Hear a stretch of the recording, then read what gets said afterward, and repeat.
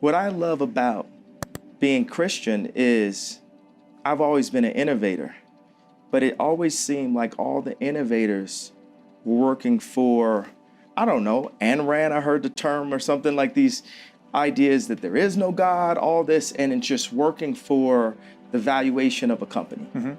And what we're not realizing, being all God's creation, is we have so much more in common.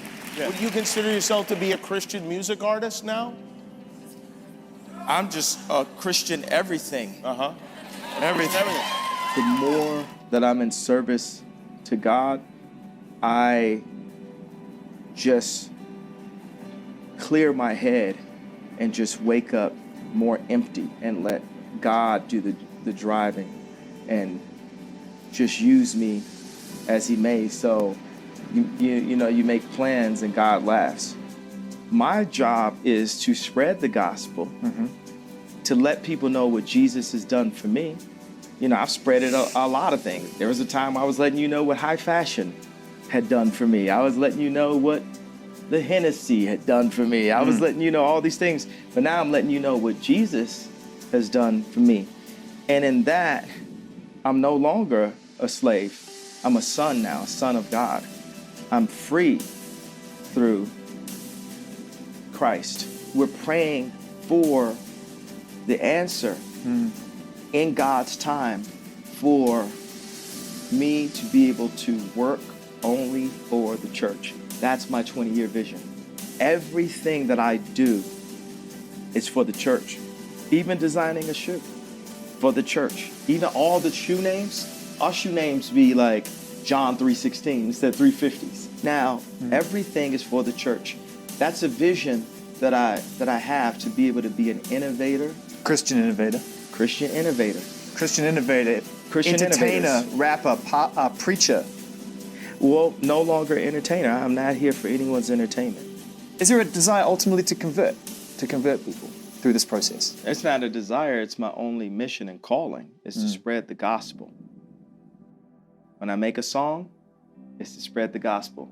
When we make a device, this portable stem player that we design with teenage engineering, is to spread the gospel. There's the ranch, any ranch that we use, the ideas behind it to spread the gospel. Being Christian and being in service to God is one of the most fulfilling things. It's like, it's fun. It's fun to worship God and be in service to him and watch him, you know, handle all these things in your life, and to pray about things that we would have normally worried about. You know, there was times where I was asking people to fast during the album. I was asking people to, this is gonna be radical, what I'm about to say. I know this is, we can look at it, the edit. There's times where I was asking people to not have premarital sex while they were working on the album.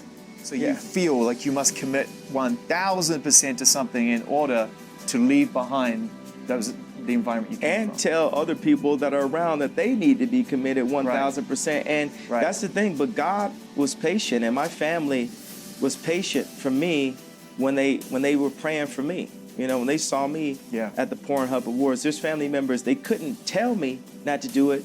All they could do was pray and be patient, and it had to happen in God's time. So for me, when I have people around who I would like them to be where I'm at in my journey, there's times where all I could do is pray and be patient, because it's going to only be in God's time. Some people drown themselves in drugs, and I drown myself in my addiction.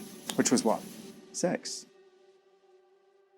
I suffer from that, and by me saying this out loud, I'm sure that there's other married men that suffer in a similar way that are happy to hear me say, oh yeah, I'm suffering.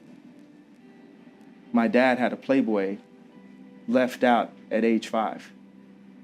Like, for me, Playboy was my gateway into full-on pornography addiction.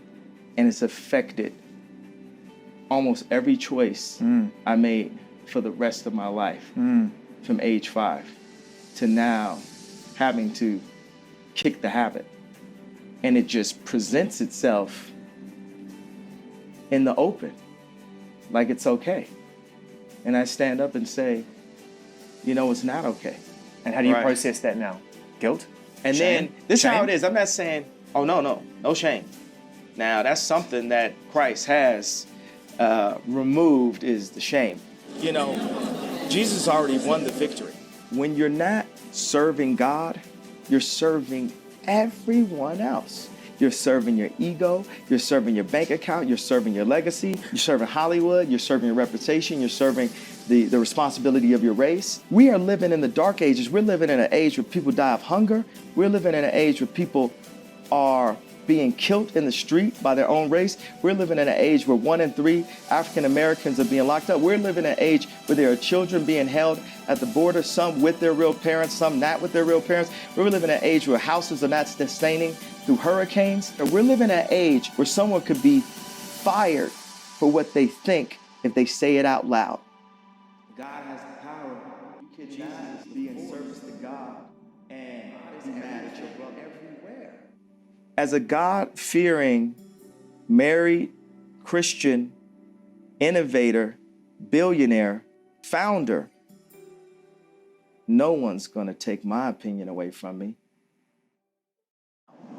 Kanye and Kim, they got nothing to do Tuesday night. What are they doing? My wife watches Dateline. So she watches Dateline, Yeah. and you're not really watching anything. You're just straight to sleep.